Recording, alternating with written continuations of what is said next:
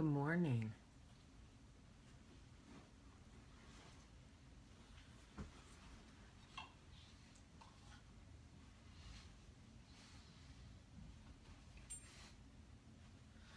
Good morning, good morning, good morning, and welcome to Coffee Talk.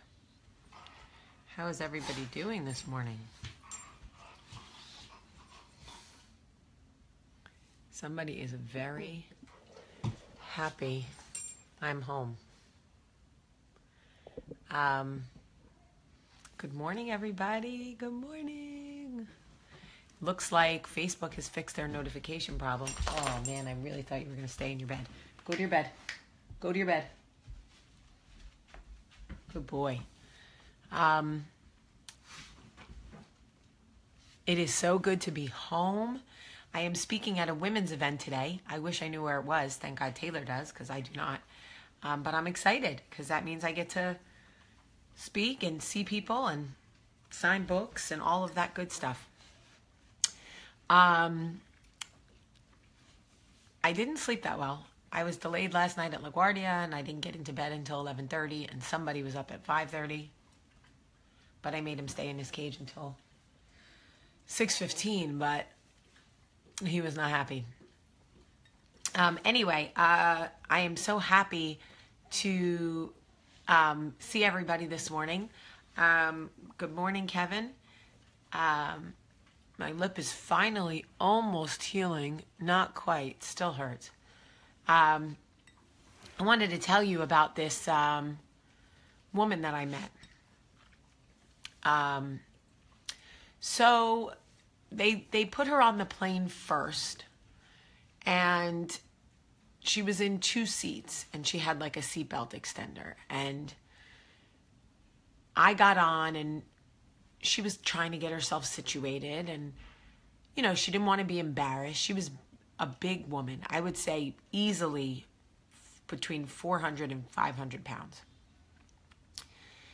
And she was taking stuff out of her purse, and something fell, and she looked at it and looked at me, and I could see the distress on her face. She knew she wasn't going to be able to get up to get it, and it's very embarrassing when your weight or something, a physical limitation, is keeping you from doing what everyday people can do. So I picked it up. I think it was, to be honest, I think it was Rolaids or Mints. I don't know. But it was like one of those round things. So I gave it to her, and I said, "Is there anything else that you need?" She said, "No, I think I'm good." I said, "Do you want water? Do you want anything while I'm up?" And she said, "No, I'm good." I said, "Okay, good." I said, "Well, I'm Jamie, so if you need anything, let me know. I'm right up there." And she kind of looked at me, and I could see the anxiety in her face, the stress of her being trapped in her body. You could see it on her face. She looked like she was going to crack.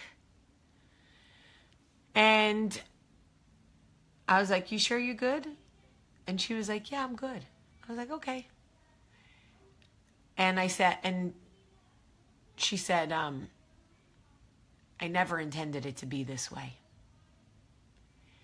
And it was such a powerful statement to me, because it made me realize how many of us get into situations in our life where we look around and we have made conscious decisions that have taken us to a place of unhappiness. We make conscious decisions that feel temporarily satisfying. And we look back and we go, how did I get here?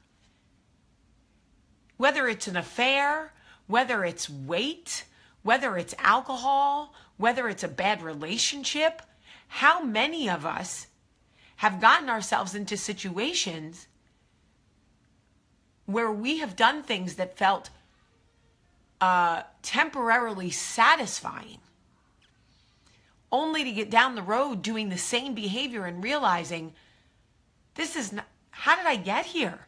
I never intended it to be this way. This was not my intention. This is not what I wanted. And you look around going, whose life is this? How did I do this to myself? And when she said to me, I never intended it to be this way, I said, we never do. We never do. And everybody has their vice, and everybody picks their thing. Whether it's sex with men you know you shouldn't do, whether it's, alcohol you shouldn't drink, or food you shouldn't keep eating, or food you're not eating, and the opposite, whatever it is that we get into in the interim because it temporarily solves another issue. We don't fix the problem. We drink it away. We sex it away. We eat it away. We run from it. We want to numb it. I'm as guilty as anybody else.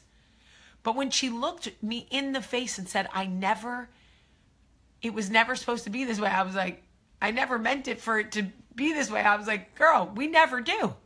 It never was. I can't tell you how many times I've looked around in situations and went, it was never supposed to turn out like this. So I thought about her, and, I realized how many destructive decisions I have made that I have been able to get myself out of. And I felt for her, weight is hard because everybody can see it. Everybody can see every pound that you ate away. Every cupcake, every brownie, every bag of chips, every whatever. People can see it. A lot of the times, the decisions I made to be self-destructive, to numb, people couldn't see it, right? And this woman, everywhere she went, people understood that she was, running from something, that it was never supposed to be this way. And I understand, and I want to have this conversation with you because it is important for us to remember that for anybody you are looking at, a woman stuck in an abusive marriage, a woman in an affair with someone else's husband, a woman who is pushing 500 pounds, somebody who is homeless, somebody who can't stop drinking. 9 times out of 10, it was never supposed to be this way. It was never supposed to end up like that. That was, so many people look at people who have made bad decisions and they think because their bad decisions didn't end up as bad, that somehow it makes them better. I don't look at women in prison or women who have had children out of wedlock or affairs or women who have eaten themselves to 500 pounds. I'm not any better than they are. I just got luckier with my bad decisions and my bad mistakes. That's all that is. I just got luckier. And I share this story with you because it is important for us to remember that if you have ever looked at your life and said, it wasn't supposed to be this way. I don't know how I got here. It just was not supposed to be this way. I am here to tell you, I have been in that exact space. I have been on the bathroom floor, skinnier than I should ever be to be healthy, emotionally and mentally broken, looking at my life going, how did I get here? It was never supposed to be this way. If you are there, if you are in that space, if you are looking at bad decisions that you've made going, how did I get here? Just know that you are not alone.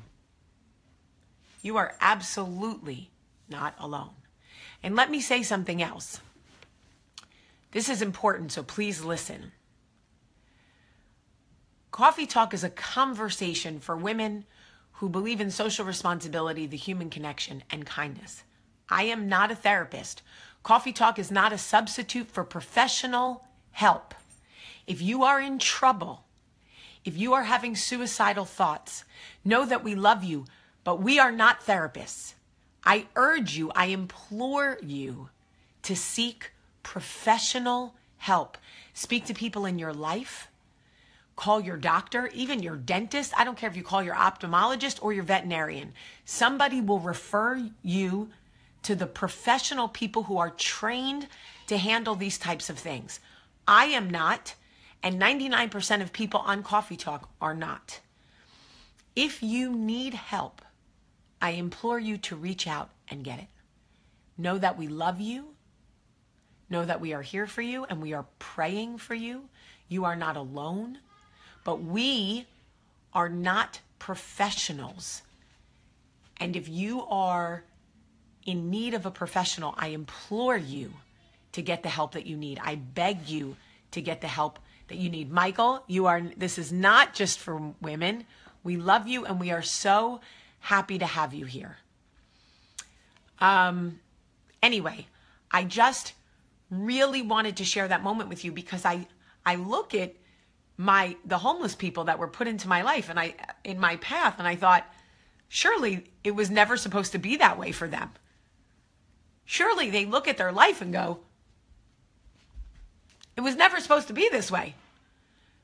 So when she said it to me, it was so profoundly impactful, right? It was never meant to be this way. How many times have we said that in our lives? It was never meant to be this way. Unbelievable and so profoundly eye-opening for me, because I too have found myself so many times in situations where I thought it was never meant to be this way. Never meant to be this way. Yeah, Joelle, you were late on the song break. I am so glad to be back at home and be back in this space with you guys and connecting with you guys. My dog, somebody else is so happy that I'm here. It's 211 in Alabama. You can call 211 in any state for help. That's what somebody just posted. Anyway, I thank you guys so much for being with me. I am going to do the Wounded Warrior thing and then come back and tell you something exciting. Okay, so I love you guys so much. I think I'm going to take my kids to their first Auburn game this weekend. They've never been. I'm joking on myself. And I think I'm going to surprise them. If you guys have ever taken young children to Auburn games, is it worth it? Are they too young? Be honest with me. Don't boo. Don't boo. Vote. Okay. I love you guys. And I will post some stuff from the women's event that I'm speaking at later. I love you. Have a great day. Oh, share this video. There's a share button right there. Share this video. Maybe somebody needs to hear it. Please.